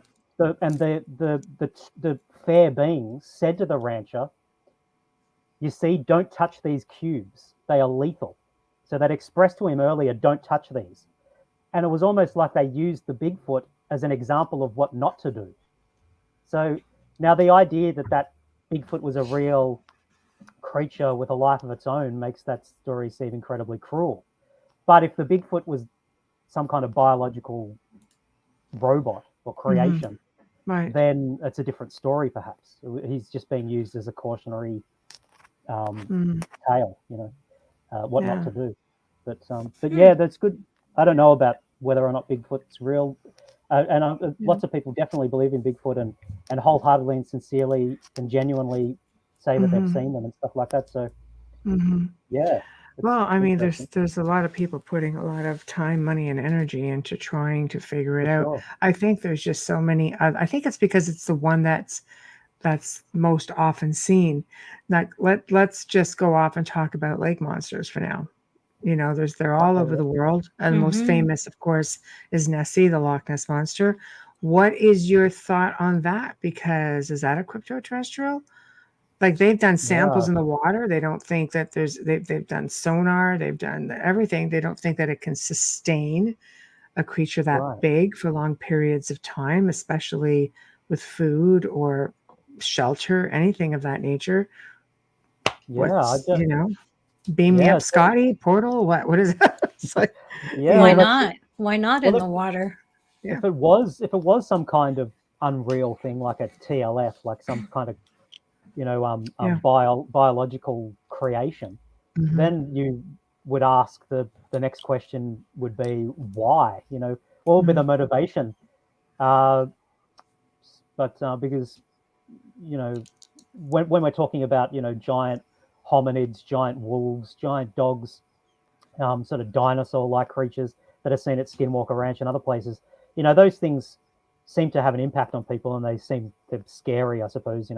With Loch Ness Monster, people see it off at a distance, but it's not necessarily threatening, is it? I mean, there are reports of it breaking boats, maybe, and things like that as well. But it's also one of those areas that seem to be, and again, we go back to the Aleister Crowley, who specifically wanted this location because of the fact that, paranormally speaking, it was very active. Same with UFOs, same with cryptids. It apparently was one of those spots that had everything. Right. Okay, so it's like a real eerie place. Yeah, it's. Well, I think it's a phenomenal place. Yeah. It's quite beautiful, but it's I don't know. It's just one of those places where you have a good mix of literally everything. So I don't know. I don't know. But as we're slowly, coming towards the top of the hour, why don't you tell everybody what you have coming up, what you're up to, promote the book, how to find you. Yeah, cool. Go. Yeah. So my book, Children of Orion: Finding the Cryto-Terrestrials, is published by Phil Mantle at Flying Disc Press, and it's on Amazon, paperback, hardback, and digital Kindle. And I'm working diligently on the second book, which should be out early next year.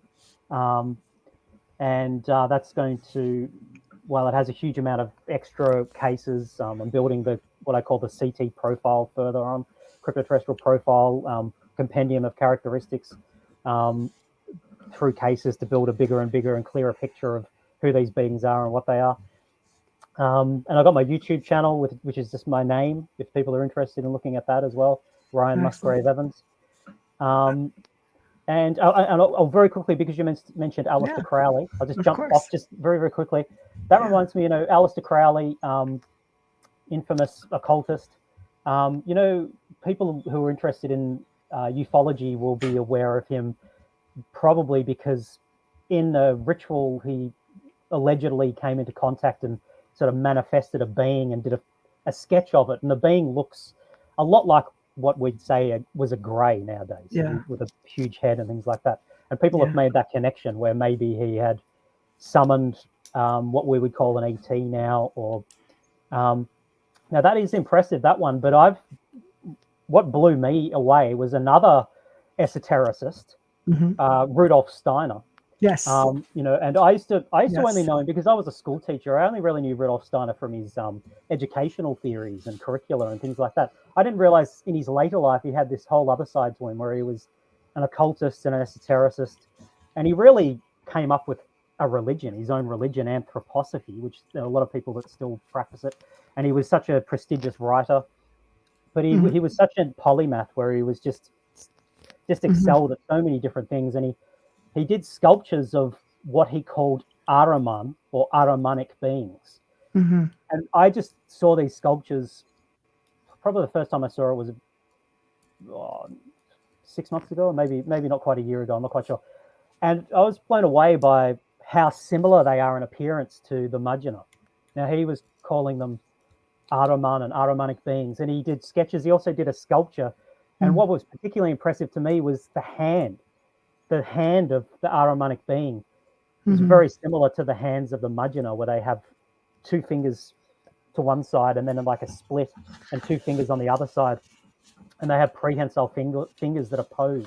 Their four fingers oppose each other. And then their thumb is vestigial and largely pointless. But so I don't know what's going on there. In my opinion, Rudolf Steiner was probably a crypto-terrestrial experiencer as well. I could see that. Right? Yeah, I can see that. I think people who have really profound experiences you just go on that journey where you want to learn so much more, and you go both sides of the coin. Like you look at even Christopher Lee, the actor who passed like ages ago. A lot of people don't realize, they look at him as this amazing actor. He was a musician. He had a large library and an occultist. Yeah. Right. Like people like, what? Yeah. He just had this like amazing persona, but he was just really, there are people who look at the occult and they right off the bat, like, oh, you're practitioners of all the evil stuff. It's like, no, it's an ancient knowledge. It really is. It's people have just, we're just such tunnel vision, in this day and age. We have tunnel vision. We don't really look at everything, and we surely don't research the origins, because we would not be looking and saying some of the things that we do if we did. That's true. For sure. For sure. But thank you so much for coming on. We always just so enjoy having you on. You're a lot of fun. A lot of knowledge. Such great fun. Thanks, guys. Oh, you can tell you're a natural born teacher, because when you speak, you captivate us. Like you just draw us right in. Nice. I could listen to you for hours. Thank you.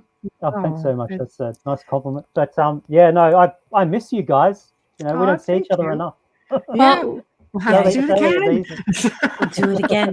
Maybe touch on Aleister Crowley a little bit. There we go. That would be very cool. Yeah, talking about some of the esotericists, Blavatsky, Steiner.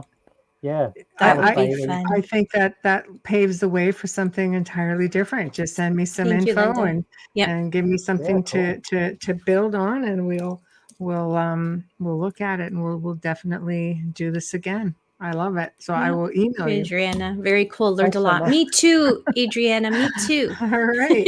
I always do. Ken Thank you, Keiser says, Ryan. enjoyed the show. Thanks, Ryan. Have Thanks a so good much, day guys. and stay out of the cold. That's right. I will. Thank you. Right. Bye, everyone. Good night. Night. Good night. Good night.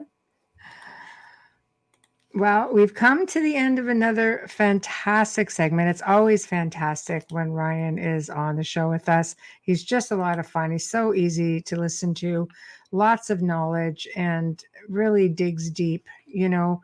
So thank you. Big thank you to Ryan for joining us. Thank you to Folgers Coffee, as always, for being, you know, best sponsor ever.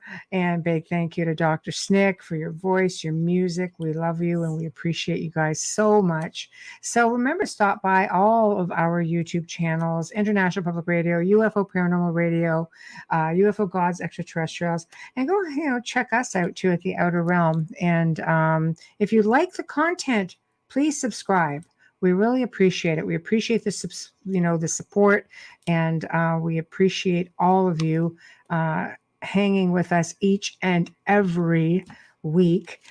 Tomorrow is going to be a lot of fun, actually, because we are doing, back by popular demand, just saying, we're doing another roundtable conversation because freaking heck, we've got things to freaking talk about. Let me tell you Boy, what. do we ever. See, You don't want to miss it because That's I right. got smoke coming out of my ears. Just saying. Oh my God. Yeah, we've got a lot to talk about. And of course, chat room is going to be open and we're going to have a full-on discussion. So make sure that you are joining us. You don't want to miss it. So have yourselves all a great evening. We'll see you tomorrow night. Good night.